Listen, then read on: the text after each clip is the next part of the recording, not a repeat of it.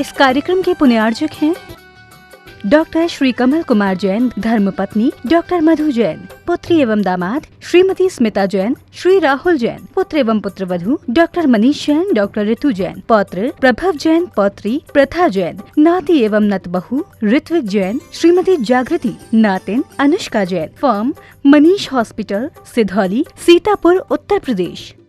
श्री रमेश चंद जैन, रूपलता जैन, संस्थान model public school एवं Jain model public school, Palam, Delhi. पुत्र इंजीनियर पीयूष जैन, पुत्रवधू शिखा जैन, पुत्र डॉक्टर चंद्रेश जैन, पुत्री इंजीनियर अंजू जैन, दामाद इंजीनियर अभिषेक जैन, पुत्री इंजीनियर संजू जैन, दामाद इंजीनियर संजीव जैन, पुत्री डॉक्टर हेमा जैन, दामाद डॉक्टर संजीव जैन, पुत्री इंजीनियर रचना जैन, दामाद इंजीनियर अखिल अग्रवाल, पुत्री इंजीनियर सपना जैन, इंजीनियर दामाद प्रांशुल जैन। श्रीमती मैना देवी सेठी, श्री अनिल जी, श्रीमती मीना, श्री सुभाष जी, श्रीमती सुमन, श्री सुशील जी, श्रीमती संध्या, श्रीमती राजुल जी, श्री विनोद जी, दीपक जी, ऋषभ जी, हर्षवर्धन जी, अभिनंदन जी, चहल, देव, युवान, अनिका, अरिहंत, शौर्य, रियान एवं सनाया सेठी, समस्त परिवार, दिल्ली, कोलकाता, बेंगलोर। श्रीमान रूपचंद जी, कमला देवी जैन, श्रीमान दिनेश जी, श्रीमती रेखा जी जैन, श्री दिवेश जैन एवं दिशा जैन, सपरिवार, निवासी व्यावर, प्रवासी मलाड, पश्चिमी मुंबई।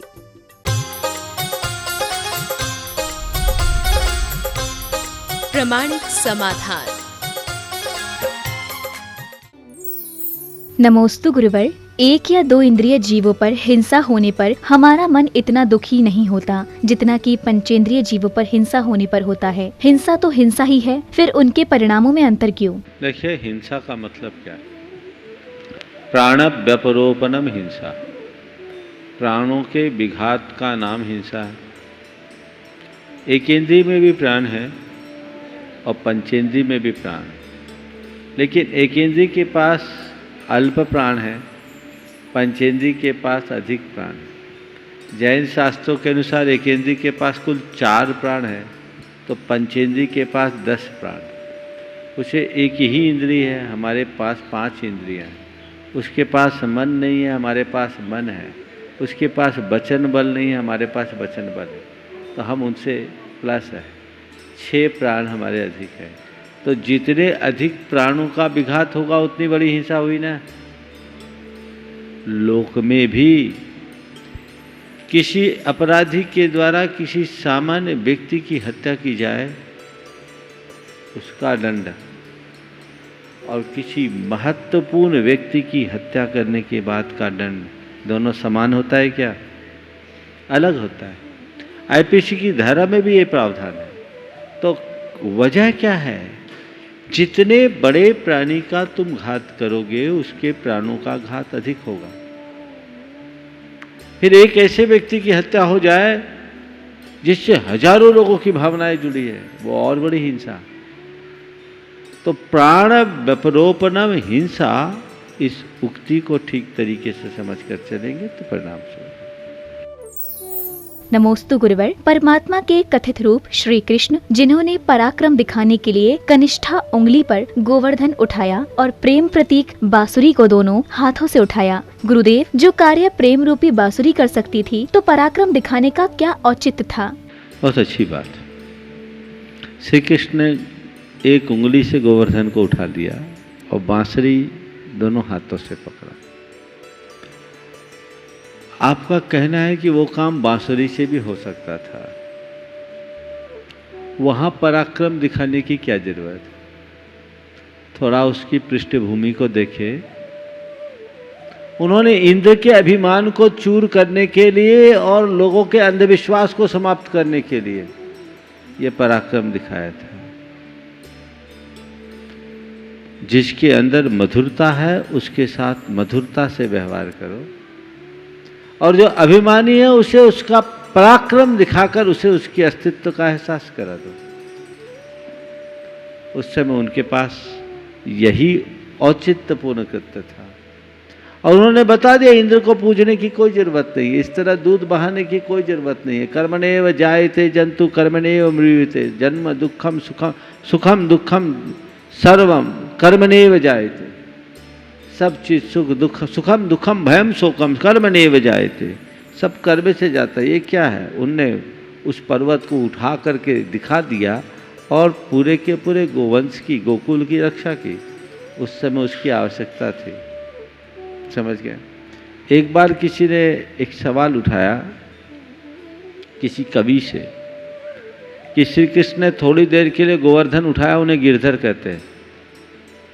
हनुमान जी पूरा पहाड़ उठा के ले आए, उनको गिरधर क्यों नहीं कहते हैं? तुम्हारे सवाल से जुड़े हुई बात को जोड़कर मैं इस प्रसंग में बात कह रहा हूँ। श्री कृष्ण ने थोड़ी देर के लिए गोवर्धन उठाया, वे गिरधर कहलाए, और हनुमान जी पूरा पहाड़ उठाकर ले आए, उन्हें कोई गिरधर नहीं कहता। तो उसका उत्तर उस कवि ने दिया, वो ध्यान देने लायक है। उन्होंने कहा श्री कृष्ण ने जब गोवर्धन उठाया था तब उसकी आवश्यकता थी, और हनुमान जी जब पर्वत उठा के लाए तब उन्हें केवल संजीवनी की जरूरत थी। तो जरूरत के अनुरूप कार्य करने वाले को श्रेय मिलता है, और बिना जरूरत के जो काम करते वो श्रेय नहीं पाते। नमोस्तु गुरुवर, आप कहते हैं कि परिस्थिति के आगे मजबूर नहीं मजबूत बने, तो हम ऐसा क्या करें जिससे परिस्थिति की विकट स्थिति में भी टिके रहें? देखिए, परिस्थिति की विषमता में, विकट स्थिति में हम अपने आप को टिके रहे, इसके लिए क्या करें? उसके लिए हमें चाहिए कि सबसे पहले हम अपना आत्मविश्वास मजबूत रखें, सकारात्मक सोचें, आशावादी बने, और ये मन में धीरज रखें कि चाहे कितनी भी विषमता है, चीज़ें बदलेगी। अभी रात है, प्रभात होगा और सब ठीक हो जाएगा। ये विश्वास मन में झुक जाए तो विषमतम परिस्थितियों को भी झेलने की शक्ति हमारे भीतर विकसित होती है, और हम उनके आगे टूटने की जगह मजबूत हो जाते हैं। नमोस्तु गुरुवर, पत्थर में भगवान है, इस बात को समझाने में धर्म सफल रहा, लेकिन इंसान में इंसान है, इसको समझाने में धर्म असफल क्यों है? पत्थर में भगवान है, ये समझाने में भगवान सफल रहे, ठीक है, धर्म सफल रहा। और इंसान में भगवान है, ये इंसान में इंसान है, यह समझाने में धर्म सफल क्यों नहीं हो सका? देखो, पत्थर और इंसान में एक मौलिक अंतर है। पत्थर में हम जो आरोपित करते हैं वो सहज भाव से ग्रहण कर लेता, रिएक्ट नहीं करता। इंसान में जो कुछ भी आरोपित किया जाता है वो उसे सहज भाव से स्वीकार नहीं करता, रिएक्ट कर लेता है। जिस दिन पत्थर की तरह जिस दिन पत्थर की तरह धर्म की सब बातों को इंसान स्वीकारना शुरू कर लेगा, उस दिन इंसान में इंसान क्या, उसे भगवान के दर्शन होना शुरू हो जाएंगे। स्वीकार तो करे, स्वीकारता नहीं, इसलिए सफलीभूत नहीं। नमोस्तु गुरुवर, क्या दीक्षा से पूर्व ब्रह्मचारियों की बिनौली निकालना क्या आगम सम्मत है? देखिए, बिंदौरी अगर देखा जाए तो बड़े प्राचीन काल से है। तीर्थंकरों के भी दीक्षा के पूर्व की जो यात्रा होती है वो एक बिंदौरी ही है, और बहुत समय से हो रहा है। आचार्य गुरुदेव की भी बिंदौरी निकली थी, लेकिन एक आध दिन निकलना और बिंदौरी को एक रस्म बना लेना, जगह जगह जा कर के करना, धर्म प्रभावना की दृष्टि से करने की बात जरूर आती है, लेकिन आजकल दिखता है कि वह भी एक कार्यक्रम जैसा हो गया, और वैराग्य की जैसी झलक दिखनी चाहिए वैसी कम दिखती। वाकई में होना ये चाहिए कि वैराग्य के लिए वैराग्य की झलक होनी चाहिए। हम लोगों की जब दीक्षा हुई तो कोई बिंदौरी का हुआ ही नहीं। कल दीक्षा देनी है, आज तो बोला है गुरुदेव ने कि कल दीक्षा होनी, इस तरह का कोई स्वरूप ही नहीं रहा। बिंदौरी को मैं गलत तो नहीं कहूँगा, लेकिन अति हर चीज़ की गलत होती है।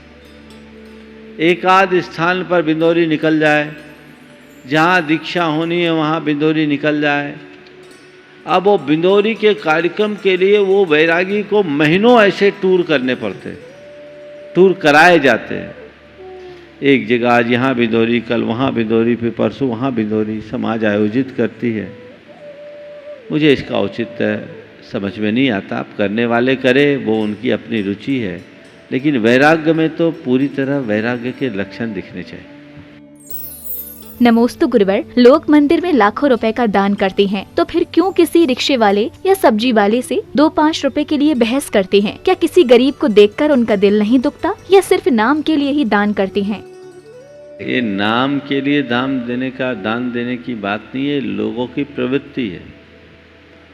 रिक्शे वाले की बात तो जाने दीजिए, करोड़पति भी सब्जी लेने जाएगा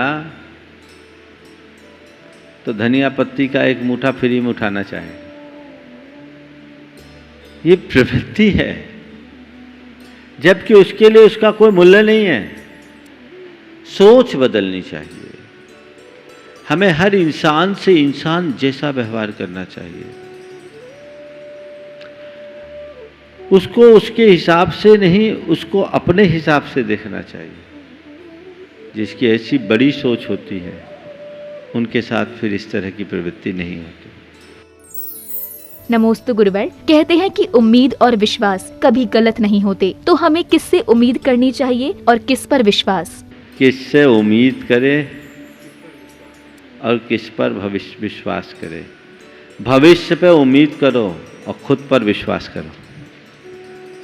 मैं बात को बिल्कुल मोड़ दिया हूं, लेकिन इस सूत्र को आत्मसात रखो। भविष्य पे विश्वास करो, भविष्य से उम्मीद रखो और खुद पर विश्वास करो। समझ गए? अगर ये सूत्र आपने आत्मसात कर लिया, जीवन निहाल होगा। नमोस्तु गुरुवर, मारणांतिक समुदात क्या है और इसमें आत्मा दूसरे स्थान पर क्या करती है? जैन परंपरा के अनुसार कुछ परिस्थितियां ऐसी होती है जब हम अपने शरीर से बाहर होते हैं। मूल शरीर को छोड़े बिना आत्मा का शरीर से बाहर निकलना जैन शब्दावली में समुद्घात कहलाता है। ये कुछ खास स्थितियों में होते हैं। 7 प्रकार के समुद्घात जैन आगम में बताए हैं, उनमें से कुछ प्रमुख बताऊंगा। जैसे वेदना की अधिकता में कभी कभी हमारी आत्मा के प्रदेश यानी हमारी आत्मा हमारे शरीर से बाहर निकलती, वो थोड़ी देर के लिए होते फिर लौट आते, वो तिगुने प्रमाण बाहर फैलते। इसमें आप देखते हैं कई लोग वेदना में तड़फते हैं। वो तड़फन एक प्रकार की समुद्घात की स्थिति है। इसी तरह कषाय समुद्घात, कषाय की तीव्रता में व्यक्ति कई बार आपे से बाहर आ जाता है। अपन कहते हैं ना, वो आपे से बाहर हो गया। हर्ष की अधिकता में भी होता है। फूल के कुप्पा हो गया, फूला न समाया, ये एक प्रकार की घातात्मक स्थिति। इसी प्रकार के समुद्घात में एक समुद्घात है मारणांतिक समुद्घात। मारणांतिक समुद्घात किसी प्राणी के साथ होता है। अपनी मृत्यु से कुछ समय पूर्व उसकी आत्मा उस स्थान का स्पर्श करके लौट आती है जहां उसे जन्म लेना है, और लौटने के तुरंत बाद उसकी मृत्यु हो जाती है। आज भी हो सकता है, पर ये किसी को बुद्धिगम्य नहीं है। जिसको ऐसा हो रहा है, हो सकता उसको एहसास और आभास हो जाए, पर ये किसी ने व्यक्त किया नहीं। कई बार ऐसा लोगों को लगता है मैं जा रहा हूँ, अब मैं बचूंगा नहीं। सडन लोग बोलते हैं और कुछ मिनटों में व्यक्ति चले भी जाते हैं। हो सकता है ये पूर्वाभास उन्हें हो गया। नमोस्तु गुरुवर, अस्वस्थ होने पर भी पूजा पाठ तो करते हैं, लेकिन पूजा पाठ में मन नहीं लगता है। इस कारण से घर में अनबन भी हो जाती है। ऐसी स्थिति में हमें क्या करना चाहिए? देखिए, स्वास्थ्य ठीक नहीं है तो भी अपने धार्मिक की क्रियाओं में शिथिलता नहीं देनी चाहिए। धार्मिक क्रियाओं को करना चाहिए और उत्साहपूर्वक करना चाहिए। वही तो परीक्षा की घड़ी है, मन लगा कर करें। लेकिन हाँ, एकदम ही शरीर परमिट न करें। तो जो क्रियाएं हम शरीर से करते हैं उनको हम अनुमोदना से करें, भावों से करें। आपस में कलेश न करें। एक बात सदैव गांठ में बांध के रखें क्रिया मात्र धर्म नहीं है, भाव शुद्धि ही सबसे बड़ा धर्म है। क्रियाएं अप्रमत्त होकर करें, लेकिन भाव शुद्धि को कभी खंडित न होने दें। नमोस्तु गुरुवर, एक बार विश्वास उठने के बाद उस पर विश्वास करना मुश्किल होता है, तो गुरुवर अपने विश्वास को पत्थर की लकीर की भांति कैसे बनाए जो जीवन पर्यंत मिटे ही नहीं? बात सही है, एक बार विश्वास टूटने के बाद जुड़ना मुश्किल होता है। आपने पूछा है कि हम अपने विश्वास को पत्थर की तरह कैसे बनाएं कि टूटे ही नहीं। देखिए, विश्वास बनाया नहीं जाता, विश्वास बनता है। जिसके प्रति श्रद्धा हो, यदि उसके प्रति समर्पण हो जाए तो फिर तुम्हारा विश्वास कभी खंडित नहीं होगा, वो अटल विश्वास होगा। लेकिन आज लोगों का विश्वास सतही स्तर का होता है, परिस्थितियों के अनुरूप विश्वास पल पल में बदल जाता है, तो वो टिकेगा कैसे? श्रद्धा और समर्पण जब पक्का हो तो विश्वास चिरस्थायी बनता है। नमोस्तु गुरुवर, श्रावकों को अपने जीवन की शुरुआत किससे करनी चाहिए? दान करके, त्याग करके, स्वाध्याय करके या पूजा पाठ करके? धर्म की शुरुआत कैसे करनी चाहिए? त्याग करके, जाप करके, स्वाध्याय करके, ध्यान करके। और धर्म की शुरुआत अधर्म से बचकर करना चाहिए। सबसे पहले चरण में क्या है? अधर्म न करना ही तुम्हारा सबसे बड़ा धर्म है। अधर्म जो है उसे बचो। जिस दिन तुम्हें समझ में आ गया उस दिन तय कर लो, अब मुझे अधर्म से बचना, अधर्म से दूर रहना है, अधर्म को नहीं अपनाना है। अब उसके बाद धर्म के क्षेत्र में कदम दर कदम आगे बढ़ो। तुम त्याग भी कर सकते हो, व्रत भी कर सकते हो, दान भी कर सकते हो, सेवा भी कर सकते हो, उपवास भी कर सकते हो, अपनी स्वाध्याय भी कर सकते हो। अपनी शक्ति और परिस्थिति के अनुरूप करो, लेकिन धर्म का पहला चरण अधर्म नहीं करना, इसे हमें ध्यान रखना चाहिए। नमोस्तु गुरुवर, क्या केशलोच करते समय शारीरिक वेदना के साथ साथ आत्मा को भी वेदना होती है? देखिए, सबसे बड़ी बात वेदना का सवाल। वेदना और वेदना की अनुभूति, इसमें बड़ा अंतर है। केशलोच मैं कर रहा था, वेदना आप लोगों को हो रही थी। मैं कर रहा हूं केशलोच, आप कर रहे है ना? तो वेदना किसे हो रही, मुझे कि तुम्हें? आपको वेदना क्यों हो रही है? क्योंकि आपको उसका वास्तविक बोध नहीं है। हम केशलोच कर रहे हैं, ये हमारा एक आवश्यक मूल गुण है जिसका हमें निर्वाह करना है। वो हमारी चर्या का एक अंग है और हम सहज भाव से केशलोच करते। करना है सो करना है। वेदना कैसी भी हो, आपको कष्ट तब तक नहीं होगा जब तक आप उसकी अनुभूति ना करो। अभी यहाँ कुछ लोग ऐसे भी हैं जिनको बैक एक है, घुटने में प्रॉब्लम है, पर कुर्सी का इंतजाम नहीं है, जमीन पर बैठे हैं। 1 घंटे के इस पूरे सेशन में वो जमीन पे बैठे हैं। निश्चित उनको दर्द तो हो रहा होगा, लेकिन अभी अनुभूति क्यों नहीं? क्यों नहीं?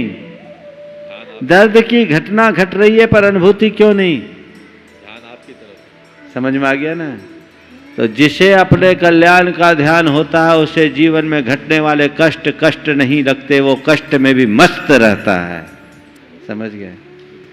रहा सवाल शरीर में घटना घटने की, तो शरीर में तो भाई केश उखाड़ोगे तो केश उखाड़ने की जो क्रिया होगी। आत्मा के अनुभव की बात है। आत्मा को तो आनंद की अनुभूति होती, वो आप उस घड़ी हमारे चेहरे में देख रहे होंगे। ये आनंदानुभूति है कि ये मेरी एक साधना, ये चर्या है। हम अपने शरीर को कष्ट देने के लिए नहीं कर रहे हैं, भावी हिंसा से बचने के लिए कार्य कर रहे हैं कि बाल बढ़ेंगे, जुएं होंगी, उसमें हिंसा होगी, अब उससे बच रहा है। महाराज कटवा भी सकते थे, कटवाने में पैसे चाहिए, किसके पास से पैसे मांगेंगे? और नाई के आगे हम गर्दन क्यों झुकाए? तुम जानो, तुम्हें अपना आत्माभिमान नहीं है, चाहे जहां गर्दन झुकाते हो।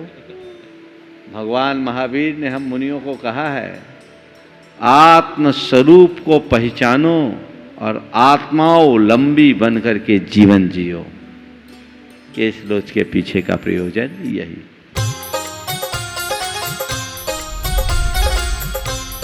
प्रमाणिक समाधान।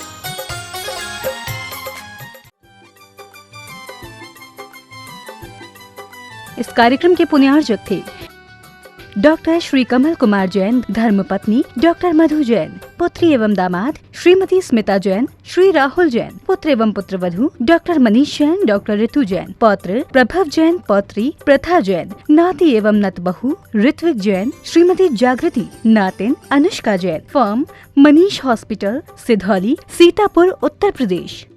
श्री रमेश चंद जैन, रूपलता जैन, संस्थान मॉडल पब्लिक स्कूल एवं Jain model public school, Palam, Delhi. पुत्र इंजीनियर पीयूष जैन, पुत्रवधू शिखा जैन, पुत्र डॉक्टर चंद्रेश जैन, पुत्री इंजीनियर अंजू जैन, दामाद इंजीनियर अभिषेक जैन, पुत्री इंजीनियर संजू जैन, दामाद इंजीनियर संजीव जैन, पुत्री डॉक्टर हेमा जैन, दामाद डॉक्टर संजीव जैन, पुत्री इंजीनियर रचना जैन, दामाद इंजीनियर अखिल अग्रवाल, पुत्री इंजीनियर सपना जैन, इंजीनियर दामाद प्रांशुल जैन। श्रीमती मैना देवी सेठी, श्री अनिल जी, श्रीमती मीना, श्री सुभाष जी, श्रीमती सुमन, श्री सुशील जी, श्रीमती संध्या, श्रीमती राजुल जी, श्री विनोद जी, दीपक जी, ऋषभ जी, हर्षवर्धन जी, अभिनंदन जी, चहल, देव, युवान, अनिका, अरिहंत, शौर्य, रियान एवं सनाया सेठी समस्त परिवार, दिल्ली, कोलकाता, बेंगलोर।